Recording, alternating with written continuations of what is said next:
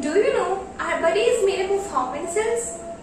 Well, our body is made up of millions and billions of cells, and these cells combine together to form tissue.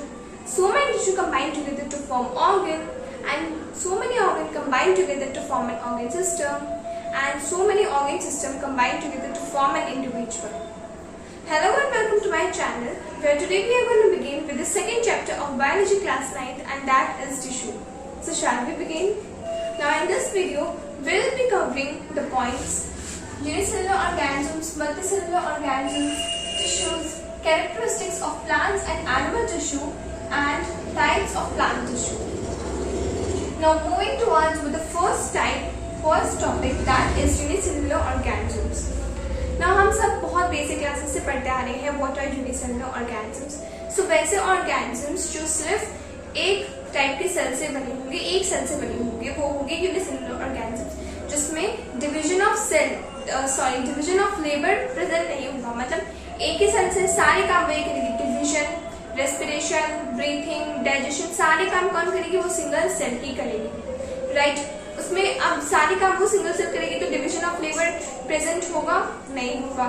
क्यों? क्योंकि सारे काम कौन करेगी? वो सिंगल सेल परफॉर्म कर रही है. ठीक है. So that type of organisms in which only one kind of cell, only one cell is present, are known as unicellular organisms. For example, Chlamydomonas, amoeba. These are types of what? So unicellular organisms. Now, what are multicellular organisms? Just opposite of unicellular organisms. Unicellular organisms में क्या था? Organisms जो single cell से मिलकर बने होते हैं.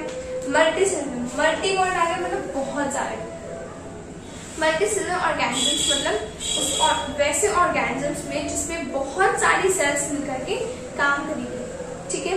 जिसमें डिवीजन ऑफ लेबर प्रेजेंट होगा. मतलब एक पर्टिकुलर सेल को हम ये बोलते हैं कि आपको रेस्पिरेशन का काम देखना है, आपको किसका काम देखना है? डाइजेशन का काम देखना है, और आपको ब्रीथिंग का काम देखना है. ठीक है. सारे सेल्स को हमने फंक्शंस प्रोवाइड कर दिए, एक पर्टिकुलर फंक्शन प्रोवाइड कर दिए. इसमें डिवीजन ऑफ लेबर प्रेजेंट है. सेल्स जो है बहुत सारी ऑर्गेनिजम्स जो है बहुत सारी सेल्स से मिलकर के बने हुए हैं. ठीक है. सेल्स मॉडिफाइड हुई है. ठीक है. यूनिसेलुलर ऑर्गेनिजम्स में सिर्फ एक सेल सारी काम की थी, लेकिन मल्टीसेलुलर ऑर्गेनिजम्स में जो सेल्स वो मॉडिफाई हो गई है. सारे जितने भी सेल्स है वो अपने एक पर्टिकुलर फंक्शन के अराउंड काम करेंगे, right. So have you understood about unicellular organisms and multicellular organisms? Now we will be talking about tissue. A group of cells that are similar in origin and work together towards a common function. एक ऐसा group of sales होगा, एक ऐसा group of cell जो एक particular काम के along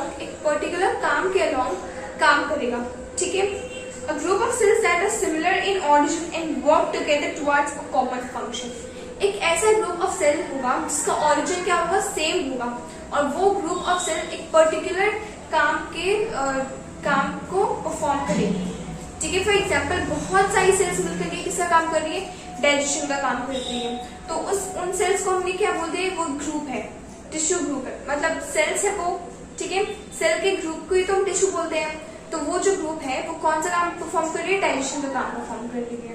ठीक है. तो tissue is what? Tissue is nothing but a group of cell, एक ऐसा ग्रुप ऑफ सेल जिसमें सेल्स के ओरिजिन सेम हो, और वो एक ग्रुप की तरह, एक टीम की तरह एक पर्टिकुलर फंक्शन के लिए परफॉर्म करे, एक पर्टिकुलर फंक्शन परफॉर्म करे. Is it clear to you? Have you understood what are tissues? Is it clear? अब देखते हैं टिश्यू के बारे में. The term tissue was coined by matter. Tissue जो है, टिश्यू को ये जो नाम हमें मिला है, ये टिश्यू कहाँ से मिला है? Is it clear? इन्होंने हम टर्म दिया था tissue. Study of tissue is called histology. Study of tissue, tissue को स्टडी जो हम करते हैं, तो टिश्यू की स्टडी को हमने क्या कहा? Histology. Is it clear? Histology, where histo means what? Histo means cell. Histo means tissue. Sorry. Histo means tissue and logy means study. Tissue की स्टडी को हमने क्या बोला है? Histology, right. Next, study of internal structure of any part of an organisms with the help of section cutting is called anatomy. Now another word, anatomy. Anatomy. Ana means section. Anatomy means cutting. Section cutting बोलो और हम कह सकते हैं apart cutting और section cutting.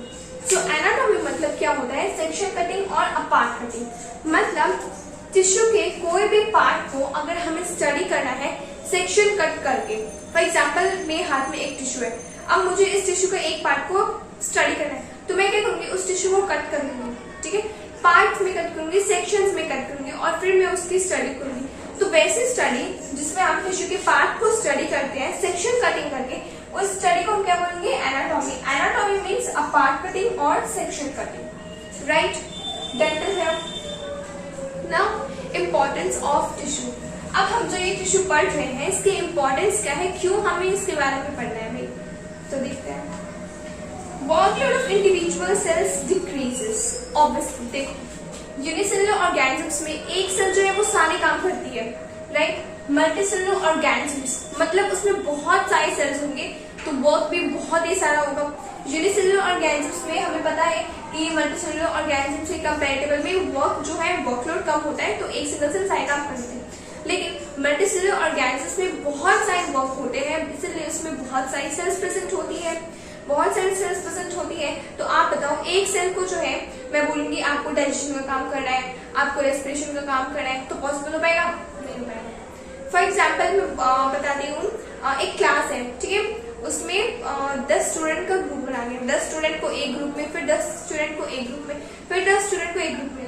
मैंने एक party organise करी. मैंने एक ग्रुप को बोला कि आप खाने का काम देख लो, एक ग्रुप को बोला आप म्यूजिक का काम देख लो, एक ग्रुप को बोला आप डेकोरेशन का काम देख लो. तो सारे काम टाइम पे अच्छे से एकदम हो जाएंगे. अब वही मैंने एक ही ग्रुप को बोला कि आप खाने का भी काम देखो, आप डांसिंग का भी काम देखो, म्यूजिक का भी काम देखो, डेकोरेशन का भी काम देखो. नहीं तो वर्क पे काम कंप्लीट हो पाएगा? हो भी पाएगा अगर पहली बात तो होगा नहीं. ठीक है, दूसरी बात अगर हो भी पाएगा तो बिल्कुल भी एडजस्ट नहीं होगा. ठीक है, वैसे ही मल्टीसेलुलर ऑर्गेनिजम्स में एक सिंगल सेल जो है, एक सिंगल सेल सारे फंक्शंस को परफॉर्म नहीं कर सकती. One cell is not capable for doing all the functions. इसीलिए मल्टीसेलुलर ऑर्गेनिजम्स में जो है टिश्यू का होना बहुत इंपॉर्टेंट होता है, क्योंकि टिश्यू जो है सेल्स के ग्रुप बना लेती है. Tissue is what? A group of cells, है ना. एक ऐसा ग्रुप ऑफ सेल है जो एक पर्टिकुलर फंक्शन के टुवर्ड्स एक ग्रुप की तरह काम करती है.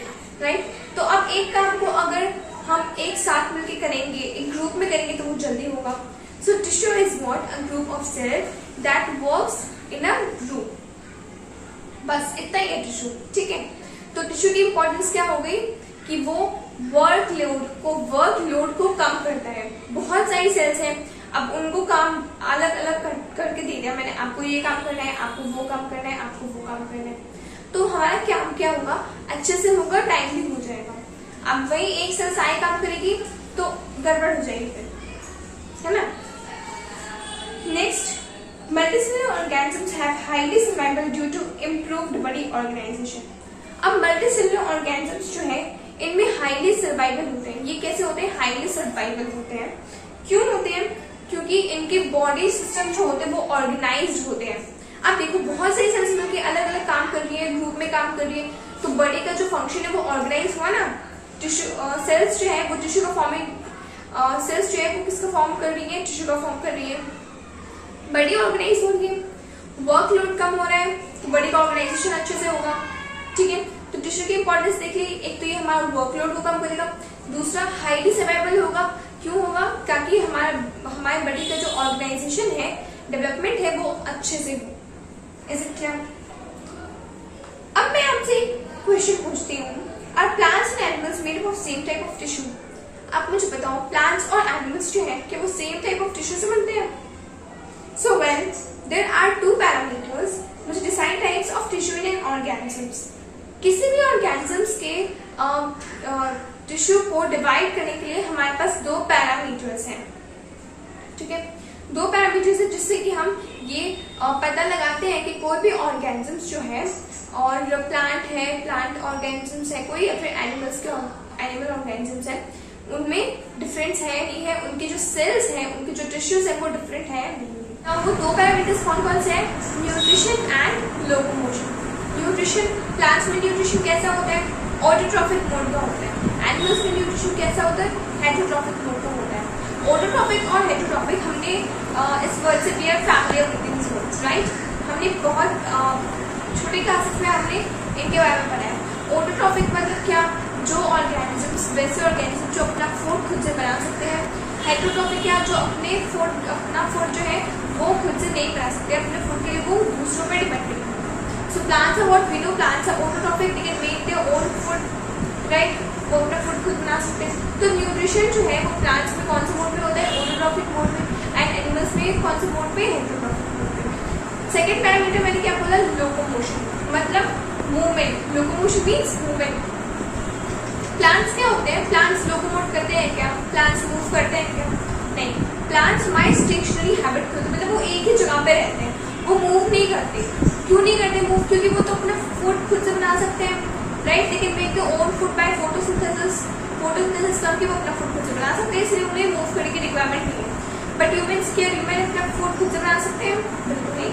ह्यूमन अपना फूड खुद से नहीं बना सकते। क्यों नहीं बना सकते? क्योंकि वी आर नॉट ऑटोट्रॉफ्स, हम तो हेटरोट्रॉफ्स हैं। हमें फूड के लिए दूसरों पर डिपेंडेंट होना होगा, डिपेंडेंट हो है, हम फूड के लिए दूसरों पर डिपेंडेंट है, इसलिए हमें फूड की सर्च में इधर उधर जाना पड़ता है। वी हैव टू लोकोमोट, इसलिए लोकोमोशन एनिमल्स में प्रेजेंट होता है, प्लांट्स में नहीं होता। प्लांट्स लोकोमोट नहीं कर सकते। प्लांट्स कैसे हैबिट के होते हैं? स्टेशनरी हैबिट के। एनिमल्स कैसे हैबिट के होते हैं? Mobile habit. Is it clear? Now we will be talking about characteristics of plants and animal tissue. ठीक है, प्लांट्स और एनिमल टिश्यू के क्या क्या कैरेक्टर्स होते हैं, कैसे कैसे डिफरेंस है उन दोनों के बीच में, ये हम देखते हैं। So the first characteristics is nature of tissue, मतलब प्लांट टिश्यू में किस टाइप के नेचर होंगे एंड एनिमल टिश्यू में किस टाइप के टिश्यू होंगे। सो प्लांट टिश्यू में dead tissue present in abundance to provide structural stability. अब देखो प्लांट टिश्यू में ज्यादातर कैसे टिश्यू प्रेजेंट होंगे? डेड टिश्यू प्रेजेंट होंगे। डेड टिश्यू भी प्रेजेंट होंगे, क्योंकि देखो मैंने आपको क्या बोला, प्लांट्स जो है वो स्टेशनरी हैबिट के, मतलब वो एक जगह खड़े रहते हैं। अब आप देखो पेड़ कितने लंबे लंबे होते हैं, आपने देखा है कि अरे वो पेड़ इधर से उधर जा रहा है, अरे देखो वो पेड़ इधर आ रहा है, देखा है क्या? ऐसा नहीं देखा है, क्योंकि प्लांट्स अपना फूड खुद से बना सकते हैं, ठीक है, तो उन्हें इधर उधर मूव करने की जरूरत ही नहीं है। अब प्लांट्स इतने लंबे होते हैं, इतने बड़े बड़े होते हैं, तो जब वो खड़े रहते हैं तो देखते हो इतनी सन होती है, धूप हो, बारिश हो, और कभी कुछ हो, वो जैसे है वैसे ही रहेगी, बिल्कुल नहीं होती, राइट? अग्नि करते हो स्पान से ठीक है। तो ताकि जो रेन है, सनलाइट है, उनसे प्लांट्स को कोई हार्म ना हो। अब हम भी देखो, हम धूप में रहेंगे तो हमारा तो हार्म होगा ना, बारिश आएगी हम बीमार हो जाएंगे, धूप आएगी तो हमें बहुत गर्मी लगेगी, हमारी स्किन खराब हो जाएगी, राइट? तो सनलाइट और रेन्स ये सब हमारे लिए क्या है, इससे हार्मफुल होते हैं, ठीक है, इससे हमें हार्म हो सकता है, लेकिन प्लांट्स को भी हार्म होगा। लेकिन क्योंकि प्लांट्स की जो सेल्स है वो डेड होती है, इसीलिए प्लांट्स को कोई फर्क नहीं पड़ता। प्लांट्स के लिए जरूरी तो है ही, अगर वो सब नहीं मिलेगा तो प्लांट्स अपना फूड कैसे बनाएगा? जरूरी भी है प्लस हार्मफुल भी है, तो हार्मफुल ना हो इसीलिए प्लांट्स की मोस्टली सेल्स जो होती है वो डेड होती है। Mostly more number of deads in plant cells are dead cells, ठीक है। प्लांट की सेल्स कैसी होंगी? डेड होंगी, क्योंकि उनको स्टेबिलिटी प्रोवाइड करनी होती है ना, स्टेबल होंगे वो प्लांट्स, तभी तो वो अपना फूड, अपना सारे प्रोसेस को अच्छे से कर पाएंगे। Now characteristics of animal tissue की बात करते हैं, नेचर ऑफ टिश्यू में। लिविंग टिश्यू का more in evidence, obviously plant animal cell में कैसे होंगे? ज्यादातर मोस्टली कैसे सेल्स होंगे? लिविंग सेल्स प्रेजेंट होंगे। अब ऑब्वियसली बात है, हम तो अपना फूड बना नहीं सकते, हमें तो हम तो डिपेंडेंट है, दूसरों पर डिपेंडेंट है अपने फूड, तो हमें एक जगह से दूसरी जगह मूव करना पड़ता है। तो हमारी सेल्स डेड होगी, हम मूव कैसे करेंगे? इसीलिए एनिमल्स में ज्यादातर सेल्स कैसी होती है? लिविंग सेल्स होती है, ताकि हम सारे काम कर सकें। Next characteristic is pattern of growth. Plant tissue में किस तरह का पैटर्न से ग्रोथ होता है? वो देखते हैं। सब tissue growth through life, growth is limited in some regions. Plant tissue में कुछ रीजन्स की ग्रोथ जो है वो क्या होती है, लिमिटेड होती है, ठीक है। और कुछ रीजन्स की ग्रोथ क्या होती है, थ्रू आउट लाइफ, यानी कि पूरी लाइफ भर वो ग्रोथ कर देते हैं। फॉर एग्जाम्पल आप कोई ट्री देखो, ठीक है, उसके ब्रांचेस को कट कर दो, फिर थोड़े टाइम बाद होगी उसके ब्रांचेस वापस आ गई, फिर कट कर दो, फिर वापस आ जाएगी। मतलब उसमें जो ग्रोथ है ब्रांचेस का वो थ्रू आउट द लाइफ होता रहेगा, ठीक है।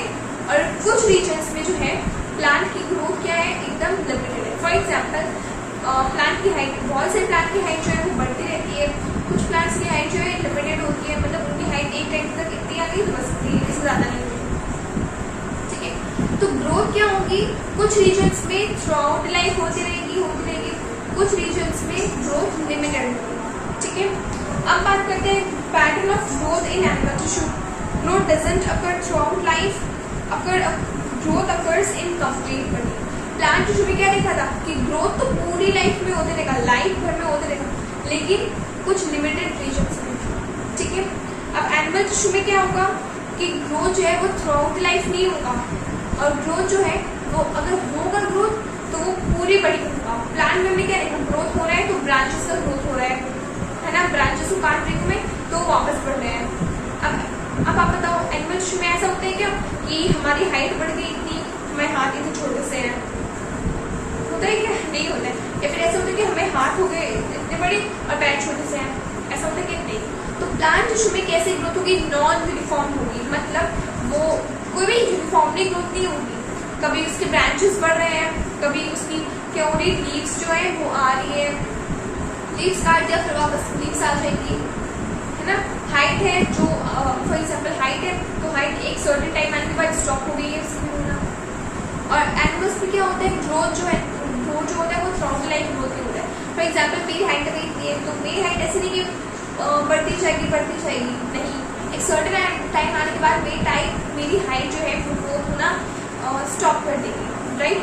लेकिन अगर एनिमल्स की बात करें तो एनिमल में कैसी ग्रोथ होती है, यूनिफॉर्म ग्रोथ होगी, मतलब ग्रोथ होगी तो वो पूरी बड़ी होगी, एनिमल्स की तरह नहीं होगी कि कुछ रीजन्स में होगी। समझ में आया। Now next characteristic is organisation of tissue. अब हम बात करते हैं टिश्यू के ऑर्गेनाइजेशन की। प्लांट टिश्यू में कैसे टिश्यू होंगे, कैसा ऑर्गेनाइजेशन होगा टिश्यू का, सिंपल होगा, और एनिमल टिश्यू में कॉम्प्लेक्स होगा। Next purpose of tissue organisation. Tissue organisation का पर्पस क्या है, किस लिए हो रहे हैं वो organise. In plant tissue to support stationary habit. Plants तो एक जगह से दूसरी जगह मूव नहीं कर सकते, स्टेशनरी हैबिट क्या है, तो इसीलिए उनको स्टेशनरी हैबिट प्रोवाइड करने के लिए टिश्यू का ऑर्गेनाइजेशन होना जरूरी है। और एनिमल टिश्यू में to support habit of mobility. Animal tissue जो होते हैं वो मोटाइल होते हैं, they can move, they have to locomote, इसीलिए उन्हें मूवमेंट करने में टिश्यू के ऑर्गेनाइजेशन की नीड होती है। Next characteristic, basic nature of tissues on division capability. अब देखो डिविजन कैपेबिलिटी से प्लांट टिश्यू और एनिमल टिश्यू में क्या डिफरेंस है। प्लांट टिश्यू जो है वो हमारे पास दो टाइप्स के होते हैं, मेरिस्टेमेटिक एंड परमानेंट टिश्यू। इसके बारे में हम फर्दर पढ़ेंगे। एंड एनिमल टिश्यू में no such differentiation, animal tissue में कोई खास डिफरेंशिएशन नहीं है, लेकिन प्लांट टिश्यू में दो टाइप से, meristematic tissue and permanent tissue, जिसके बारे में हम फर्दर वीडियो में पढ़ेंगे। Next and the last characteristic is energy for maintenance. Plants में एनर्जी कैसे कंज्यूम हो रही है, कितनी कंज्यूम हो रही है, ये देखते हैं। लेस एनर्जी रिक्वायर्ड, प्लांट में लेस एनर्जी रिक्वायर्ड होगी, क्यों होगी, ऑब्वियस सी बात है, प्लांट एक जगह खड़ा है, स्टेशनरी हैबिट क्या है, उसे लोकोमोट करने की रिक्वायरमेंट नहीं है, वो अपना फूड खुद से बना सकता है, तो जितने भी सारे काम है वो खुद कर रहा है, ज्यादा एनर्जी नहीं लगेगी। एनिमल्स कैसे हैबिट के हैं, मोबाइल हैबिट के हैं, उन्हें मूवमेंट की रिक्वायर है, फूड की सर्च के लिए हम इधर उधर जाते हैं, तो हमें एनर्जी की रिक्वायरमेंट ज्यादा होती है, right. Now next topic and last topic will be covering in this video, that is types of plant tissue. अब टाइप्स ऑफ प्लांट टिश्यू को पढ़ने से पहले हम कुछ इंपॉर्टेंट चीजें ध्यान में रखते हैं। Now on the basis of capacity of division की कैपेसिटी से हमारे पास प्लांट टिश्यू दो टाइप्स के हैं। First meristematic tissue and permanent tissue. ठीक है, दो टाइप्स के टिश्यू है हमारे पास। कौन से बेसिस पे? On the basis of what? On the basis of capacity of division. मतलब डिवीजन करने की किसमें कैपेसिटी है, किसमें कैपेसिटी नहीं है, किसमें कितनी कैपेसिटी और किसमें कितनी कैपेसिटी नहीं है। ठीक है, अब हम बात करते हैं मेरिस्टेमेटिक टिश्यू। मेरिस्टेमेटिक टिश्यू में cells have capacity of division. Meristematic cells में हमारे सेल्स के पास कैपेसिटी ऑफ डिवीजन है। ठीक है, कंपोज्ड ऑफ इमेच्योर सेल्स। ये कैसी सेल्स से बनी है? Immature cells. Now what are immature cells? Now let's see. Here I am writing MT. MT मतलब मेरिस्टेमेटिक टिश्यू। ठीक है, अब हमने देखा कि मेरिस्टेमेटिक टिश्यू में cells have capacity of division. Cells में जो है डिवाइड करने की कैपेसिटी प्रेजेंट होगी, सेल डिवाइड करेगी। मेरिस्टेमेटिक टिश्यू जो है वो क्या करेगी? सेल को डिवाइड करेगी।